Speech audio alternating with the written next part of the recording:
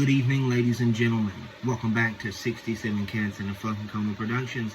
And today, I actually found the time to come back to the Terradome, the Shit Shack. Yes, I'm back in here very briefly. And in the last episode, I spoke on spiritual healing from Florida's own Death. And now, at this very juncture, I find myself taking a moment to speak about the Fugs' second album from 1966, I think. I swear to 66, right? Probably. I even disbelieve my own fucking sticker on here. Anyways, the Fugs. I had to take the time to talk about the second LP. Supposedly one of David Bowie's favorite albums. It's got good taste, I can say. This album had my fucking jaw on the floor the first time I heard this. Very flooring.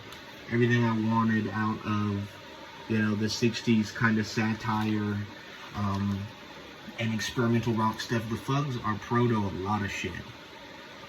Very highly influential, very talented. I came across this and I bought shit bricks. I had heard this album on YouTube, was floored by it. Don't know how I missed the Fugs before, so we'll get into it. The record begins with Frenzy, and this record overall is extremely solid. Real fucking lightning quick. I mean, some of these songs are pretty short, except one coming up that we'll get to. Frenzy is a great opener. I think this song is about fucking. But there's a ton of songs on this record that are probably about fucking. So, I'm not really sure, but I think that's what it's about. I'm pretty sure that's what it's about. Great track. Really breezy, 2-minute, great intro. Really, really 60s-ish rock, too. I mean, you can tell when you hear this shit. I Want to Know is one of the most beautifully haunting songs I've ever heard. I believe it's about taking substances to alter your doors of perception, which is incredible. And the tone of this song is just unbelievable. It sounds so fucking... It sounds so nice. It sounds very cheery and upbeat despite the topic of the song. It's unbelievable. When I heard I Want to Know, I shit my pants. Unbelievable. And for sure, the Velvet Underground had to be inspired by this shit.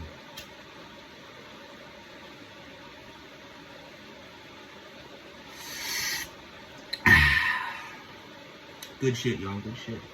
Skin Flowers. Now, I'm pretty sure this song is about what it's about. Skin. You know what that is. Flowers. Huh.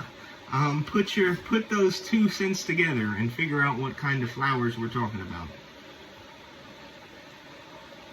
Because I think it is the sexual variety. Again, this record is highly perverted. The Fugs overall just seem to be peeping toms. If you go by their lyrics, which are pretty funny. I do like this track cover. They keep mentioning teenagers. Chill, guys. For real. Group Grope is the next track. Yes, Group Grope. Like, I don't know how they got away with this shit. This song is ridiculous. Talks about the daughter fucking the preacher. Actually says it on the record. Crazy. And it's catchy, too. Group Grope, baby. That shit is catchy. And again, I don't know how the fuck they got away with that shit. That's ridiculous.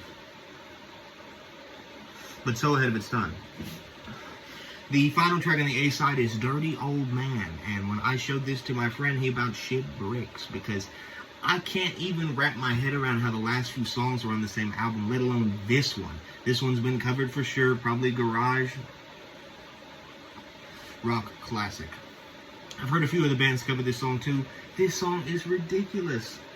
Plays on the height of the communist fear at the time. Leon Trotsky. Very, very funny of the time for sure. Great track. Has more fucking lewd samples in there. Has fucking Dirty Old Man in there. Unbelievable, y'all. Unbelievable. That finishes the A side. And onto the B side, which is much shorter. You get Kill for Peace.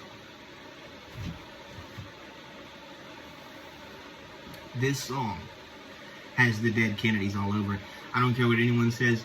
I love the Dead Kennedys. When I heard this shit, I was like, oh yeah, this reminds me of Kill the Poor for sure. Kill for peace.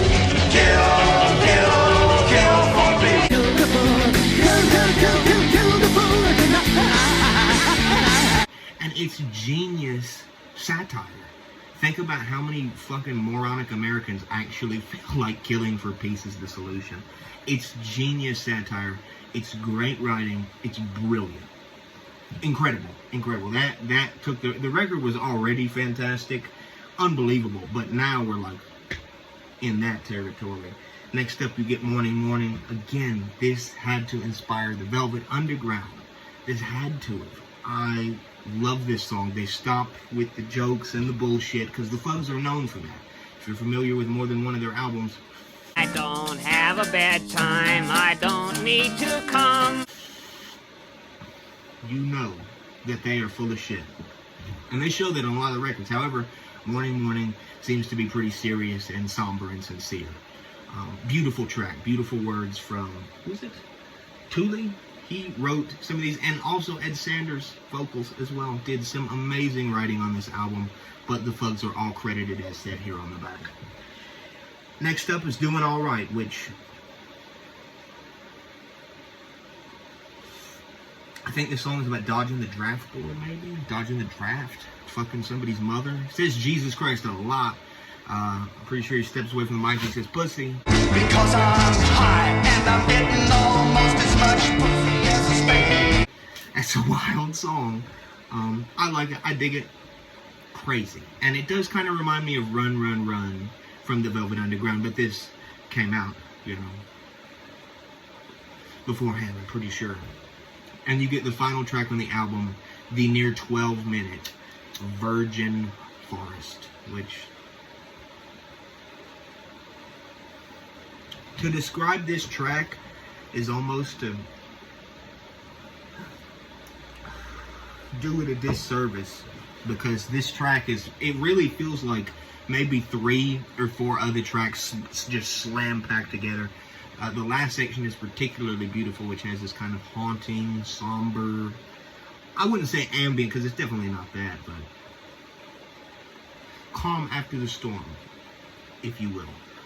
And they get to the spoken words part where it's like, born of the sea green penis, oh Aphrodite. And I'm just going to point this connection out. Since hearing a lot of the Fug stuff, they talk about all these gods and shit, you know, other than Jesus and shit, you know, Aphrodite, Anubis, all that weird shit. I started hearing some other 60s groups do the same shit, start talking about, you know, Aphrodite and all that shit, so I think the Fugs' influence pretty much reigns true. And I love Virgin Forest. It's such a bewildering song. And I think the first part has caveman sexual assault audio. In the very first half of the song, it sounds like bongos or some shit being furiously played. This album was unbelievable when I heard it, you know, like 2 months ago. This shit, I couldn't even imagine if you were around in 1966 to hear this. This shit is crazy. I can't recommend the Fugs' second LP enough. So if you thought about giving some experimental rock and some really fucking out there poetry a fair shot, give the Fugs' second album a shot. This is one of my favorite albums in a good goddamn long time. I love the Fugs. They were truly responsible for some great satire, some great experimental rock.